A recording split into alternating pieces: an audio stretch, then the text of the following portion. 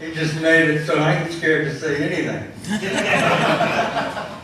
I'm David Ennis. I'm an old up-and-coming comic. My pronoun is Your Highness. And you gotta use it because you'll be charged with a hate crime and elder abuse. I identify as a 7-foot-tall black man. But I can't really do it because it's hard to find 1-foot-tall stilts, and I don't want to get melanoma. So I can't pull that off, so I'm just frustrated. Well, I had a good weekend. I had the granddaughters over, and the little one let a fart that was bigger than she was. And she blamed it on her grandma. I was proud. And then the older one got jealous, so she burped out the alphabet. And she couldn't blame that on Grandma. Grandma was puking. Because that fart heard around the world was rank. And they had Velcro on it. One of them that stick to you. One of them you let on aisle 3, you can still smell it in the produce section. Now I wish I could fart. I don't have that gene. I can't fart. My brother over there, he can fart at will. And he's a fartologist. He can smell your fart and tell you what you had for breakfast. So every once in a while I let a good fart. I called him. I said I was in bed. And I let a rank one in. It got stuck up under the covers. He said, "They had Velcro on?" I said, "Yeah." And he said, "What'd you have for dinner?" So I told him. He said, "Yeah, I've been there, done that." So I had this bad girlfriend. I wanted to break up with her, but I didn't want to hurt her feelings. So I killed her. No, not in a mean way. I did it nice. I didn't stab her like 58 times and hack her up and bury her in the woods. I just laid out a fat line of fentanyl. And I said, "Come here, you trigger bitch, snort this up." First time I've seen her smile in years.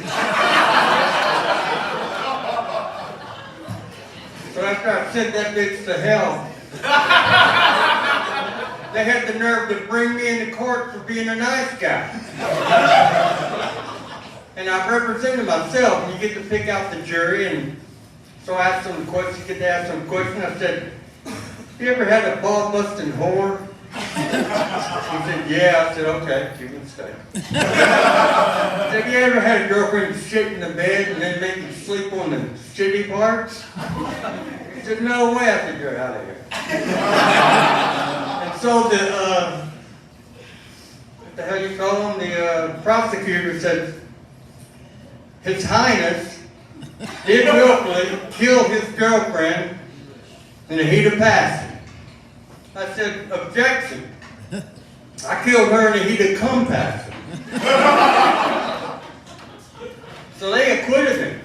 And the judge said, he said, "I'm going to turn that ruling over, but I'm going to send it to you. I want you to dig that bitch up, stab her 58 times, hack her up, and bury her out in the woods."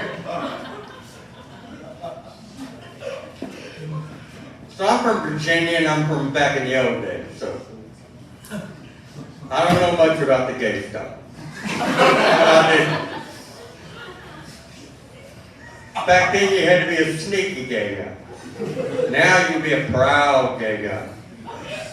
But I worked with this guy, and he was gay, and we had a job where we really didn't have to do nothing, so we talked a lot, and we were good friends. We became good friends, and he was what you call, now don't cancel me or gang up me on Facebook or come attack me, but he was, because I heard this from another gay guy, he said he is super gay.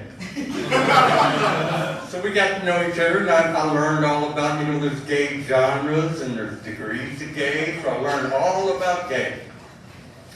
And so I told you that so I can tell you this. My friend got drunk and did some gay stuff. And it should end there. He'd wake up in the morning and say, "What the hell did I do? Oh God, I drank too much." But then He called me, he got drunk and told me he did some gay stuff. And he said, am I gay now? Do I have to join the community? Do I got to get in the parade? I said, no, it really don't work like that. It's not contagious. You ain't got to get up in the morning and call them gay to work and tell them you got to go buy new clothes and shoes and stuff.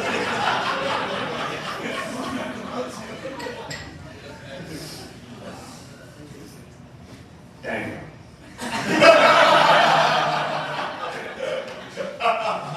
Okay, let me tell you about that super gay guy. When he came out his mother, he came out the closet at the same time. That doctor picked him up, smacked his ass, and he started singing, "What a Wonderful World." He stuck that rectal thermometer in and he said, "Is that all you got?" He said, "I am not wearing that diaper. That's a generic diaper. I ain't wearing that, and that hat don't match. I ain't leaving here."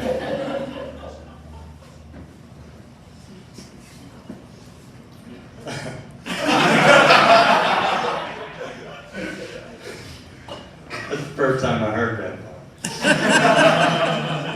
All right, I said I didn't have to use a list, but y'all got me all nervous laughing. I didn't expect all that. All right, some lady called me a misogynist. I told that bitch, I give a good back rub, but I don't have a license or anything. So I'm really not a misogynist. And I work with this other guy, and he's complaining. His wife, she works out of town. She's making more money elsewhere. He's complaining he never sees her. And I said, "Hey, you married a damn stripper. That's like a lieutenant governor to a whore. For $20 more, she's a hooker." He said, "No, she's an exotic dancer." "Well, for $40 more, she's a whore." I told you I'm from Virginia. That's where they invented black people. So I'm bilingual. I speak English and Ebonics. But I'm not from up in the hills. I live by the ocean. Well, I used to. I lived here for 20 years. The hell was I going to say? How many minutes do I have? Oh, sorry, I gave you like. Huh? Right here. I had some funny shit to say. Oh, I was supposed to say one more. I don't have children with my sister because we decided not to have kids. Oh, and the guy who's like with the stripper, his name was Mike Cunt, which is ironic. Thank you, good night.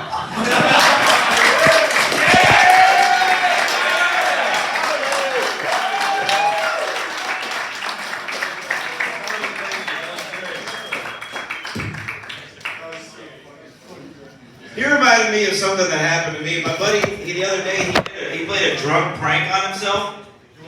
I don't know if you guys have ever seen this, but